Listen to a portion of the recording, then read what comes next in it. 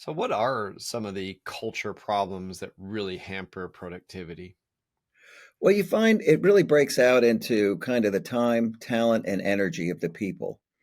When you look at organizational energy, people are generally uninspired and not motivated. So we look at both passion and mood. What's driving those? Passion is really the human internal accelerator. If people find meaning, if they're empowered, if their achievement needs are being met, they get much more energized about the work they have to do. And if the company creates a really good climate, it feels good to work there, it's fun, you don't have toxic behaviors in the place, you have things that are uplifting people, then the energy level goes up. And we look at I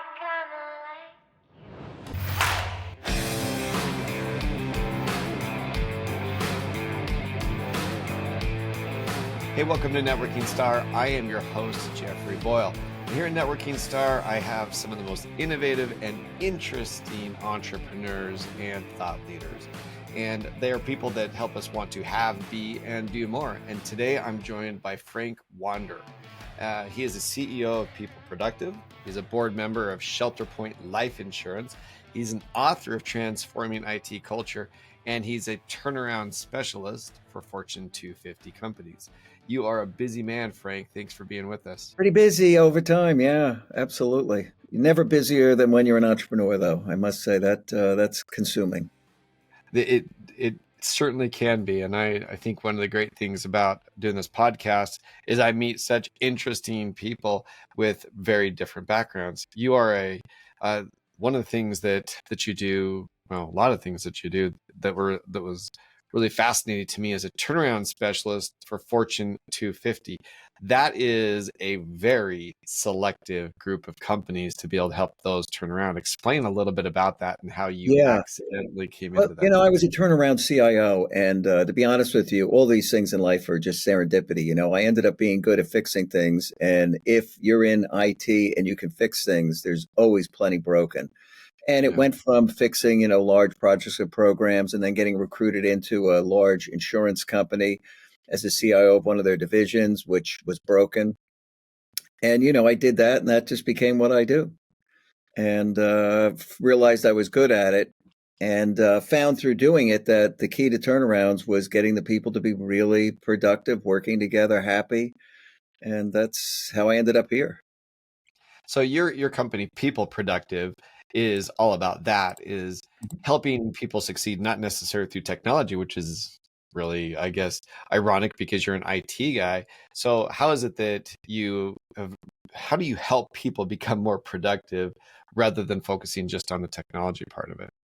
Yeah, well, we have a technology platform. We are a software as a service company. We run in the Microsoft Azure cloud, but we have a methodology that goes along with it.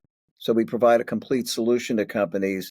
We go in and we look at what are all of the kind of human needs and drivers of workforce productivity. So we have a workforce productivity solution. We come in, we do a very deep diagnostic on their culture to see what's working and what isn't. Where are people performing well? Where aren't they? What's holding them back? Then we're able to pinpoint the things they should be working on, and ultimately we help them orchestrate the performance improvement. And I think that's where we're different. We actually have a solution to drive the changes that are necessary. So we help the leaders lead better. We help them create culture as a source of competitive advantage, and ultimately help them to get the people working together in a much more effective way so that they unlock the full talent potential of their workforce. And that's what it's all about today. So what are some of the culture problems that really hamper productivity? Well, you find it really breaks out into kind of the time, talent, and energy of the people. When you look at organizational energy, people are generally uninspired and not motivated. So we look at both passion and mood. What's driving those? Passion is really the human internal accelerator. If people find meaning, if they're empowered, if their achievement needs are being met, they get much more energized about the work they have to do. And if the company creates a really good climate, it feels good to work there, it's fun, you don't have toxic behaviors in the place, you have things that are uplifting people, then the energy level goes up. And we look at organizational enablement, which really is, are the individuals able to do what they have to do? Can they think and solve problems? And is the organizational enablement side working? Strategy, plans, organization, all the materials you need, information, things like that. We measure all of those and we find out that in most companies, people they're 110% busy, 60% productive. They have no demand management. Work just pours in every day over the transom, and people are already overloaded. And so we look at, in that section, a lot of cognitive neuroscience. People need to have interruption free time, innovation. Organizations that want to innovate have to have think time, but you've got to get to the levels of maturity. So there's 5 levels of maturity we look at. Most companies, across the companies we've done, culture work for, and the research we've done, kind of the mean culture score is a 319. So they're on this very low on that third level of maturity, which is collaborative. So they're very early collaborative. And you see a lot of companies stuck below that level, and they're in really kind of a very uncollaborative or disengaged state. And as you take an organization and you move it up to higher levels of maturity, you eventually get to innovative. So you go to this highly collaborative organization where eventually people start having fun. They have think time. And one thing that was very telling in our research, Jeff, honestly, was companies that were in this fourth quartile of very highly productive, innovative, working well, people having a great human experience, their mean score for think time was, I think, like 4.25, whereas for everybody under them, it was 2.85. Mm. And so these companies were so well run, they had nailed the workforce productivity to the degree that people actually had time to breathe, room to think. And you can methodically take a company up to higher levels of maturity. And ultimately, that's a long-winded answer of how we do it. So basically, make sure I understand it. You help them, one, actually collaborate. Once they start to collaborate, then they start to become more productive. Once they're Yeah, more productive, they have more time to think, to innovate. How'd I do? that's exactly right. You're hired. I mean, that's how it works. And we have part of the solution is kind of a leadership self-development solution. So it's an agile methodology where the leaders are assigned what they have to work on. They have to set a goal. They have to make progress. We have a whole methodology on how they one-on-one discussions have to go. So they build what's called a developmental relationship between the leader and the subordinate. And then ultimately there's a retrospective process where they're rated versus the goal. They have to go in and identify what they did well, what they could have done better. They have to pick their level of motivation. And then there's a discussion with the boss. And ultimately they then start working on the next group of things they have to work on most. One of the So it's things that automated. you said that caught my attention a lot is toxicity in a work environment is very difficult to eliminate simply because of pressures, because of times, because Yeah. of just personalities. I mean, personalities sometimes just simply won't mesh. And if you've got Mhm. two superstars that are toxic towards each other, you have a real problem. How do you identify some of those toxicity issues, and then how do you help resolve those toxic Well, issues that may if you have a toxic person, it comes up in that team score very, very quickly. So we don't actually look at just the way the functional org is set up because people are assigned to work on teams and other things. So they might be paid out of this functional org, but do most of their time working on 2 or 3 different projects. That's kind of how the world is structured. And so we look at everything. We look at all those different aspects. And, scores with toxic teams with toxic people score very low. They Mm. just show up, they're a blinking light. And then it's up to leaders to really take that data and act on it. We don't identify an individual on a team. There is anonymity as toxic, but everybody always knows who they are. And, if you have an example of 2 people who are superstars that grind on one another and there's a lot of friction, you got to separate them, move them to different places. You're not going to force 2 people to get along. That's Yeah. never going to happen. It doesn't But, doesn't a work. lot of You're things, it's up to absolutely right. leaders. That's just human nature, I guess. At some point, there are just certain personalities that are oil and water. They will simply not mesh. What happens if the Right. leader, you talked about if the subordinate is toxic. What happens if the leader, it's apparent, is the toxic problem? Well, that's pretty frequent, to be honest with you. If you look at bad cultures, you have a lot of leaders who are toxic. And now, once again, there is a chain of command, there's a whole organizational hierarchy, and it's very clear where these toxic um, areas are. if you look at the results in the data. So we have very rich analytics. We can show what's going on in each organization, and you can see which leaders are leading well and which ones aren't. So, our tool allows companies to really identify the leaders who are leading better and put their succession management plan in place because they have all the data. And we're building that module into the system to help them drive their succession planning. So let's talk about succession planning. And I think that's something that a lot of entrepreneurs, uh, they don't start the succession planning before it's too late. Explain Yeah. what that is and why that's important. Yeah. Companies are always trying to build that next generation of leaders. It's very important. You've had a lot of baby boomers leave. You've got all these millennials coming in. Companies have to create that next generation of leaders. And, it's somewhat of a manual process. They'll bring consultants in to go in and do different assessments, look at the culture. We have the data on how things are performing, and we have data on how well leaders are leading and how serious they are about improving their ability to lead. So we have all that data. We also know who the key hubs are.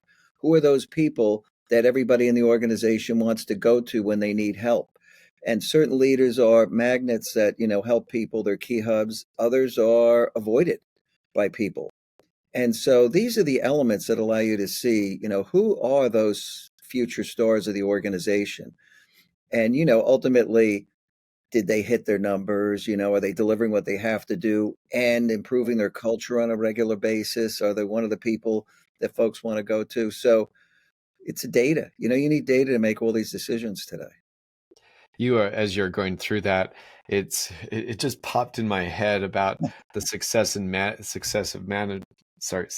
management in our government here in the United States. We have a problem on both sides of the baby boomers who simply will not relinquish power. That's on the Yeah. Republicans and the Democrats.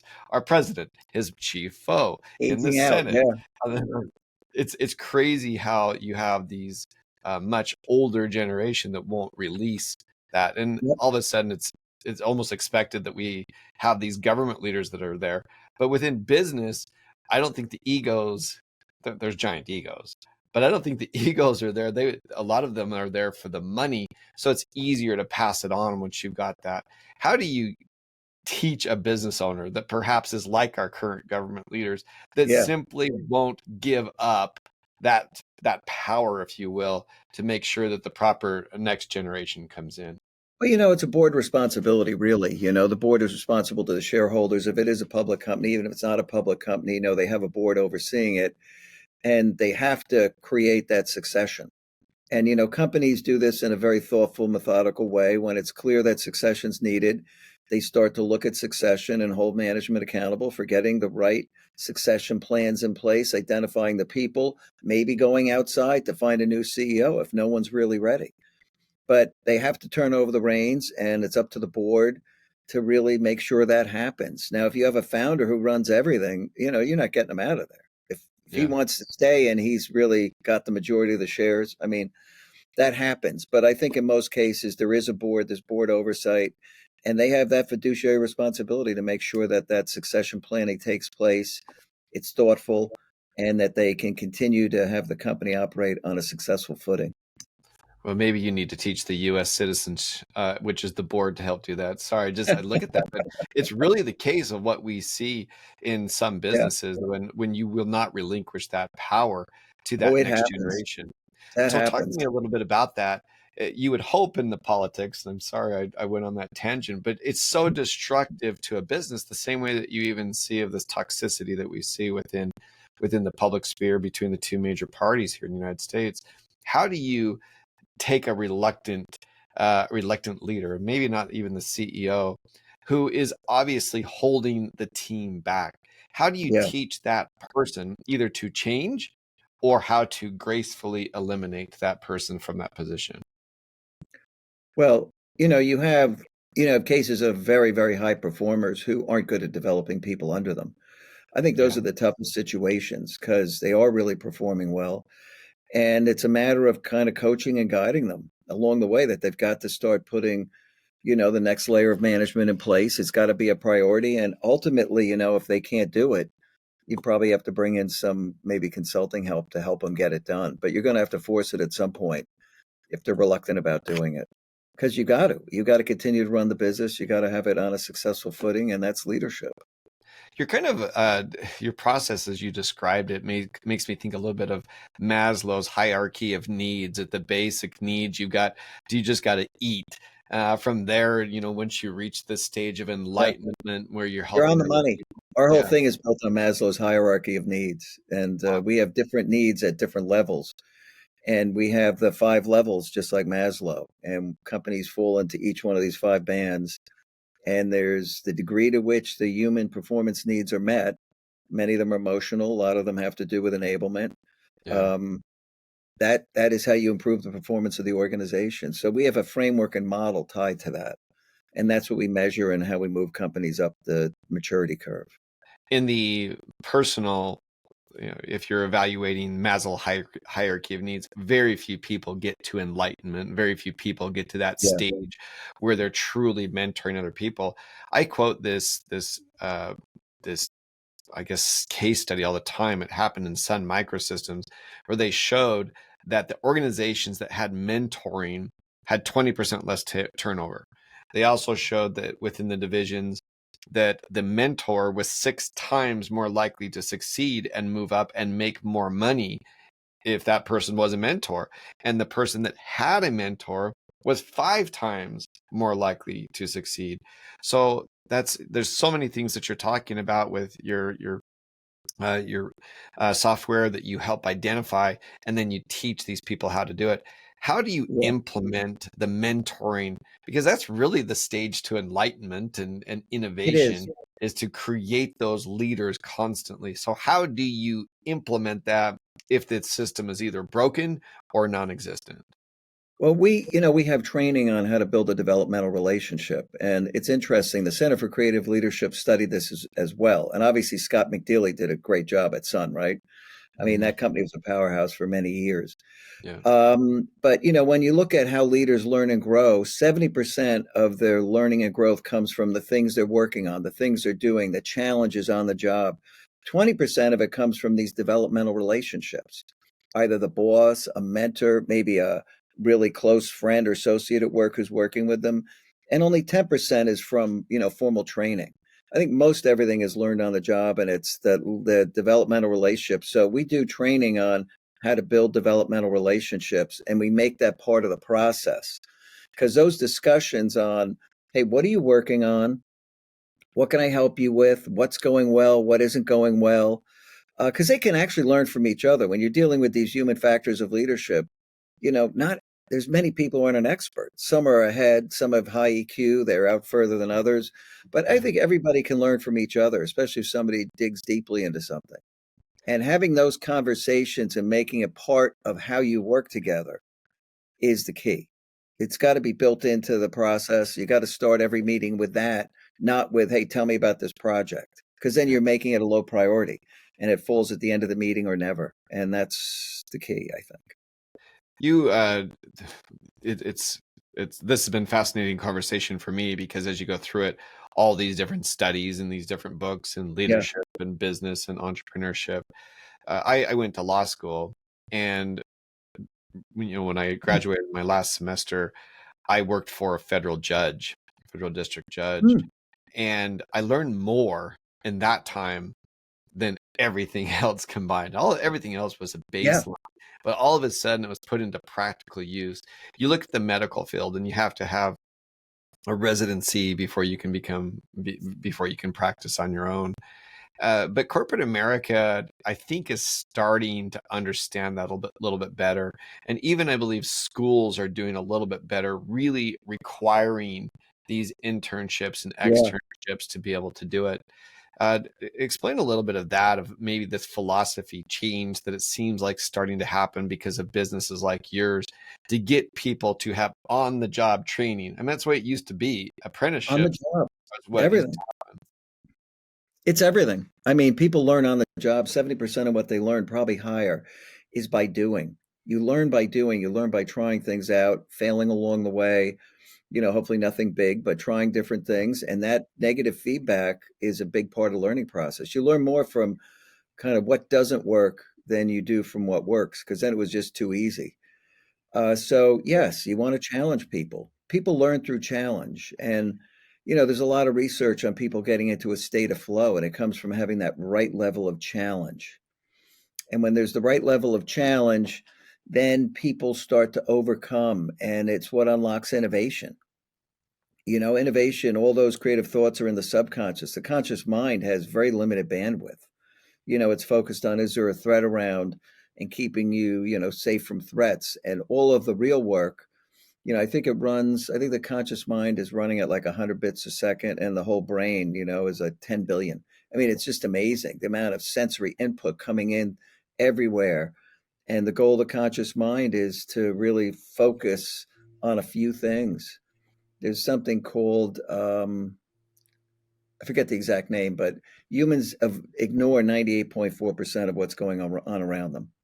They've studied this. It's just too much input. I think if you So were to humans, ask my wife, she would tell you that I ignore about 100% of what's going on around the house. my But wife would say the same thing, but but look, 100% right. I love this idea of Maslow hierarchy of needs, but put into a business sense.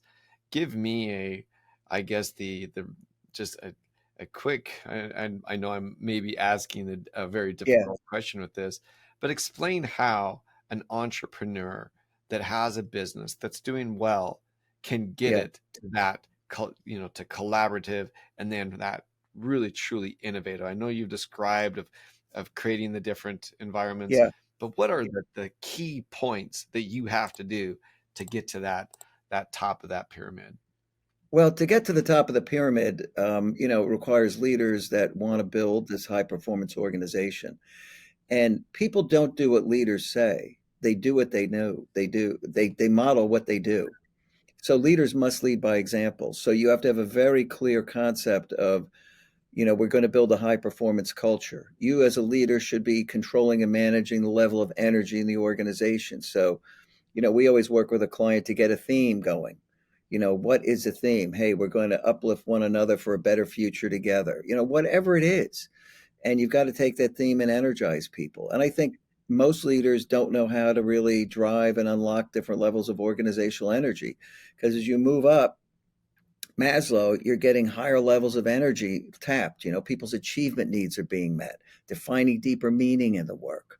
The relationships are, starting to produce some fun and energy for them. So the mood is going up in the organization. And companies have to regulate that. And then you want to establish kind of norms around how we work together. Hey, we collaborate, we're open and honest with one another, we speak with candor, right? We reward people who've tried something and it didn't work out, right? We're going to say, hey, here's somebody who's really took a difficult challenge on, didn't work out perfectly, but thank you. It's okay to fail here, right? Because that's how we innovate. Ultimately, we take a little risk. And so you got to show that it's okay to do different things. And that's why you have to model the behaviors you want embedded in that organization. Because humans ultimately were, before humans spoke, they picked up all the behavior in the tribe by just watching. And that's what happens today. People come into an organization, they embrace kind of what's happening here very quickly. It happens. So you want to make sure the right things are being modeled and happening, and you want to drive out all the things that are in the way of you really achieving that peak cultural performance. You There's no got to root it question out.